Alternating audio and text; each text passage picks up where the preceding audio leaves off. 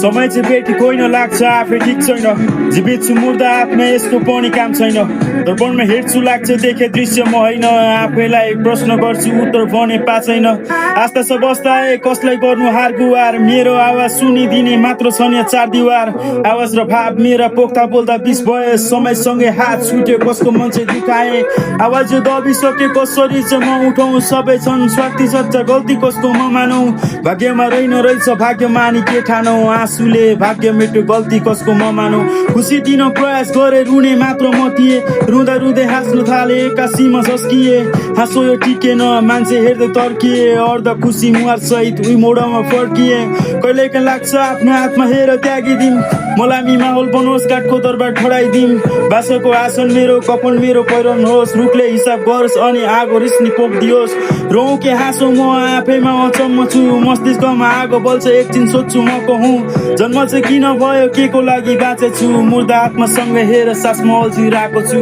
समयको चलन कस्तो म चाहिँ वहीँ अड्केको सङ्घर्षलाई सम्मान दिँदै राम्रो दिनलाई पर्खेको दयाले दशा लाग्यो धेरै छया भत्केको सबैसँग मिठो बोल्छु सबलाई लाग्छ झर्केको मनको बेगले शब्द आफै हराउँछन् मन यो बाँध्न खोज्छु आँखाहरू रसाउँछन् पाइला यी डगमगाए अघि जाउँ कि पछि आउँ सडकमा जालीका जोड गरेका छन् लाउन घाउ दैवको लीला कस्तो के लेख्या छ मस्तकमा सबैको भिडमा हुन्छु एक्लै हुन्छु वास्तवमा आफैमा बोल्छु भाग्छु कसरी म बिसाउँ मरेको आत्मज्यानमा कसरी म यहाँ जगाउँ हारेको आफै होइन हारले मलाई चुन्या छ दुःख यो असल मित्र त्यसैले नछोड्या त